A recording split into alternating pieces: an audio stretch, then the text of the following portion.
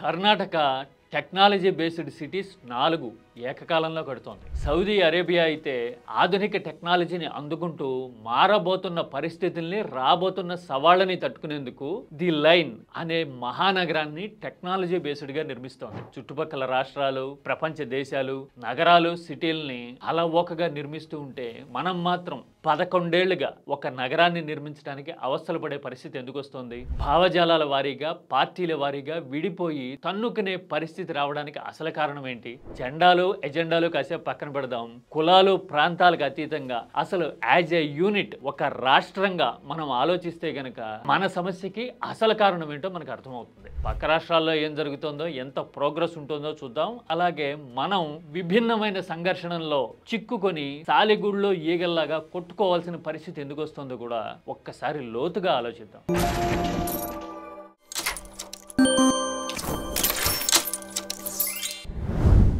Karnataka AI టెక్నాలజీని, ఇన్నోవేషన్ని ప్రోత్సహించేందుకు ఒక వినూత్నమైన నిర్ణయం తీసుకుంది. ఆల్రెడీ బెంగళూరు టెక్నాలజీలో, ఐటీలో ప్రపంచంలోనే టాప్ 5 పొజిషన్స్లో ఒకటిగా ఉన్నా కూడా ఎక్స్పాన్షన్కి స్కోప్ తక్కువగా ఉంది బెంగళూరులో. ఇప్పటికే over crowded, traffic, infrastructure challenges చాలా ఉన్నాయి.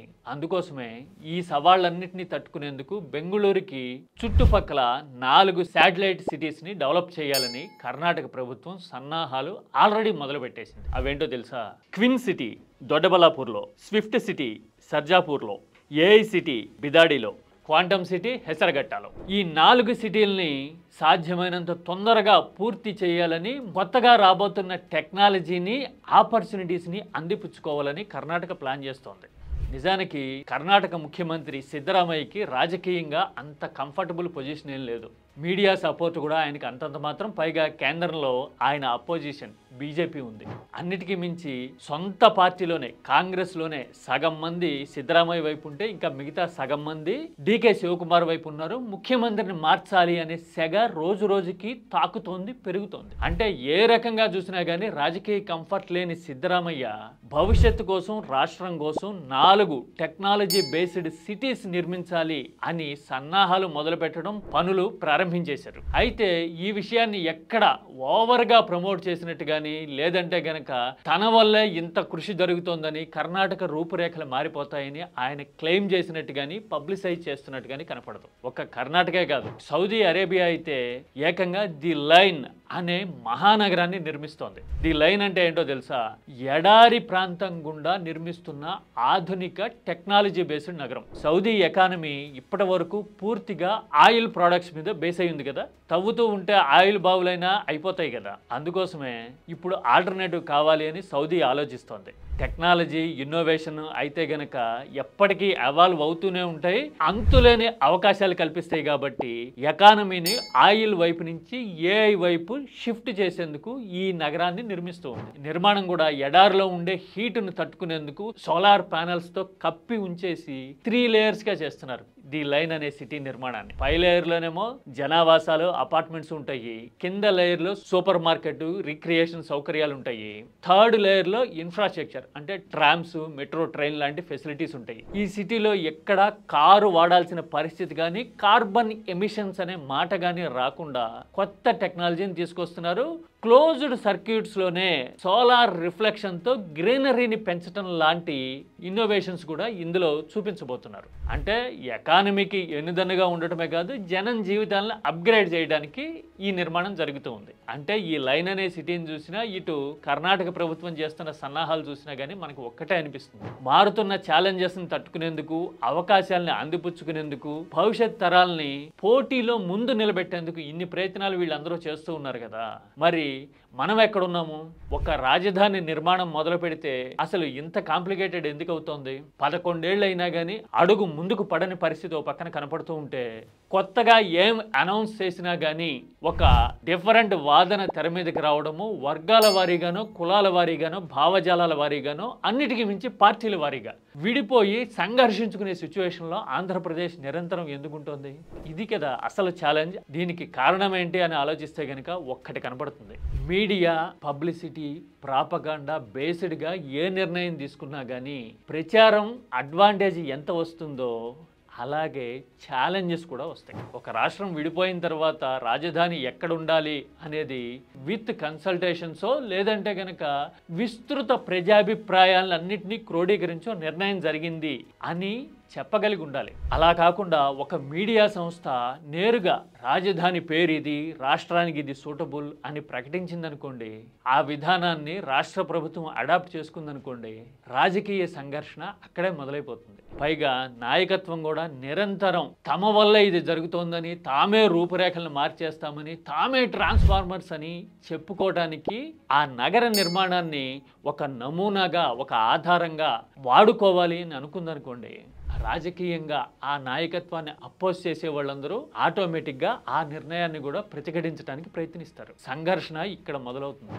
మీడియా కూడా పూర్తిగా సైడ్ తీసుకుని అధికారంలో ఉన్న నాయకత్వాన్ని మాత్రమే సపోర్ట్ చేసి మిగతా వాళ్ళని సప్రెస్ చేయాలి అన్నట్టుగా, వాళ్ళ మీద ఒక భావజాలాన్ని రుద్దాలి అన్నట్టుగా ప్రయత్నిస్తే గనక సమస్య మరింత ఎస్కలేట్ అవుతుంది. ఏపీలో ఉన్న ప్రధానమైన ప్రాబ్లం ఇది. అందుకోసమే ఏపీలో నాయకత్వాలు సాధించిన దానికంటే కూడా సంఘర్షణలు చాలా నిలువెత్తున కనపడుతూ ఉంటాయి. మనం విజన్ 2020 గురించి చాలా మాట్లాడుకుంటూ ఉంటాం కదా. సహజ సిద్ధంగా ఎకనామిక్ ట్రాన్స్ఫర్మేషన్ వల్ల, ట్రెండ్ మారడం వల్ల జరిగిన డెవలప్మెంట్ ను కూడా కొందరు తమ ఘనతగా క్లెయిమ్ చేసుకోవాలని చూడడం మూలన ఇలాంటి పరిస్థితి తలెత్తింది. అదే టైంలో మన పక్కనున్న ఇదే కర్ణాటకలో చూస్తే గనక బెంగళూరు మైసూరు క్యారిడార్ అని ఇన్ఫ్రాస్ట్రక్చర్ క్రియేషన్ కోసం, సాఫ్ట్వేర్ ఎక్స్పాన్షన్ కోసం బృహత్తరమైన ప్రయత్నం జరిగింది. కానీ అప్పటి నాయకత్వం మా వల్లే బెంగళూరు దాటి సాఫ్ట్వేర్ రంగం ఎంత విస్తరిస్తోంది అని క్లెయిమ్ చేయలే. నిజానికి అలాంటి నాయకత్వం, అలాంటి ప్రయత్నాలు చేయడం వల్లే కర్ణాటకలో 5 మిలియన్లకు పైగా సాఫ్ట్వేర్ ఇంజనీర్లు నేరుగా ఉపాధి పొందుతున్నారు. ఇది హైదరాబాద్ కంటే కూడా ఒక 3 రెట్లు ఎక్కువ దాదాపు నెంబర్ పరంగా చూస్తే. అంటే పబ్లిసిటీ చేసుకోకుండా ఇన్ఫ్రా క్రియేట్ చేసి ఎఫర్ట్స్ పెట్టే నాయకత్వం ఉన్న రాష్ట్రాలు డెవలప్ అవుతూ ఉంటే, పబ్లిసిటీ మీద బేస్ అయిన నాయకత్వాలు ఉన్న చోట ప్రజలు స్ట్రగుల్ అవుతున్నారు, రాష్ట్రం సతమతమవుతోంది దశాబ్దాల తరబడి. ఆల్రెడీ ఒక దశాబ్దం ఇప్పుడు గడిచింది కదా. ఇది అసలు సమస్య. మరి దీనికి పరిష్కారం ఏంటి? మీడియానా పూర్తిగా సైడ్ తీసుకుంటోంది, రాజకీయమా సంఘర్షణ పడుతుంది, నువ్వు అడ్వాంటేజ్ తీసుకోవాలి అని ట్రై చేస్తే మేము ఆపి తీరుతామని ఇంకొక భావజాలం అంటోంది కదా. మరి ఇలాంటి సమస్యకి, ఇలాంటి పరిస్థితికి పరిష్కారం ఏంటి? ఆలోచన, చైతన్యం, అన్నిటికీ మించి ప్రజల్లో మనం అనే ఫీలింగ్ ని తట్టి లేపే ప్రయత్నాలు జరగటం.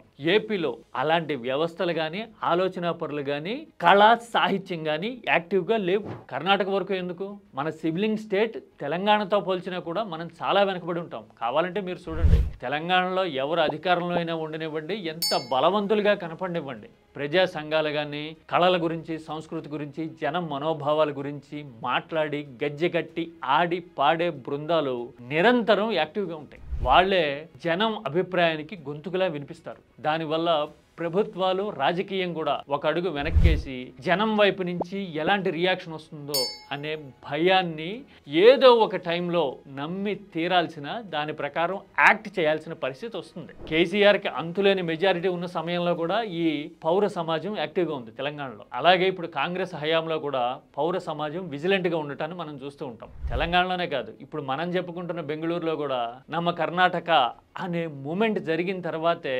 రాజకీయపరమైన చేంజ్ రావడాన్ని 2.5 ఏళ్ల కిందట చూసాం. నమ్మ కర్ణాటక అంటే మా కర్ణాటక ఇది, మేము అంటే జనం, మేము ఇది కోరుకుంటున్నాం, మేము ఇలాంటి మార్పు రావాలనుకుంటున్నాం అని జనం స్వచ్ఛందంగా చెప్పారు. అలాంటి పరిస్థితి ఉంటే గనక జనానికి ఆలోచన ఉండి, ఆ ఆలోచనకి గొంతుకుండి, ఆ గొంతుక రాష్ట్రం నలుదిక్కులా వినిపించే పరిస్థితి ఉంటే గనక న్యూట్రల్గా ఉండేవాళ్ళు, రాజకీయాలకు అతీతంగా భవిష్యత్తు కోసం, బిడ్డల కోసం ఆలోచించే వాళ్ళు యాక్టివ్గా ఉండగలుగుతారు. ఏపీలో దురదృష్టవశాత్తు ఇలాంటి పరిస్థితి లేదు. అందుకోసమే మీడియా రుద్దిందో, అధికారంలో ఉన్నవాళ్ళు ప్రచారం చేసిందో కొంతకాలం చెల్లుబాటు అయిపోతూ ఉంటుంది. రాజకీయం 5 ఏళ్ల తర్వాత తిరగబడితే గనక అవతల భావజాలం తలెత్తుతుంది. అంతకు ముందు తల ఎగరేసిన వాళ్ళ మీద ఎక్కి తొక్కాలని ట్రై చేస్తూ ఉంటుంది. అంటే నిత్య నిరంతర సంఘర్షణ అనమాట. అయితే వాళ్ళు, లేకపోతే వీళ్ళు. మరి మధ్యలో ప్రజలు ఏమయ్యారు? ఇలాంటి పరిస్థితి వల్లే ఏపీ తీవ్ర అవస్థలు పడుతూ ఉంది. మనం ఈ విషయాన్ని గుర్తించడం మానేసి ఫలానా వాడు ఇలా చేస్తూ ఉంటాడనో, లేకపోతే ఫలానా వర్గం ఇలా చేసేస్తుందనో బ్లేమ్ చేయడం వల్ల బ్లైండ్గా సైడ్ తీసుకుంటున్నట్టు ఆ సంగతి మనకు అర్థమవుతుందో లేదో. విస్తృత ప్రాతిపదికన ఆలోచించగలిగి మన రాష్ట్రం, మన భవిష్యత్తుకు మనకేం కావాలి అని నిర్ణయాత్మకంగా వ్యవహరించగలగటమే కాదు, ఆలోచనని తట్టి లేపగలిగే దూరదృష్టి ఉన్న పౌర సంఘం ఇప్పుడు యాక్టివేట్ కావాల్సిన పరిస్థితి ఏపీకి నీడ్ ఆఫ్ ద అవర్. అలాంటి ఆలోచన తలెత్తినప్పుడే రాజకీయాలకు అతీతంగా ఆలోచించగలిగిన వాళ్ళు 20% 30% ఉంటారు అని అనుకుంటే గనక వాళ్ళు డిసైడింగ్ ఫ్యాక్టర్ అవుతారు. వాళ్ళు డిసైడింగ్ ఫ్యాక్టర్ అయిన రోజే ఏపీ భవిష్యత్తు ప్రయారిటీస్ అనేవి రాజకీయాన్ని ఓవర్టేక్ చేయగలుగుతాయి, కంట్రోల్లో పెట్టగలుగుతాయి. అవునా కాదా?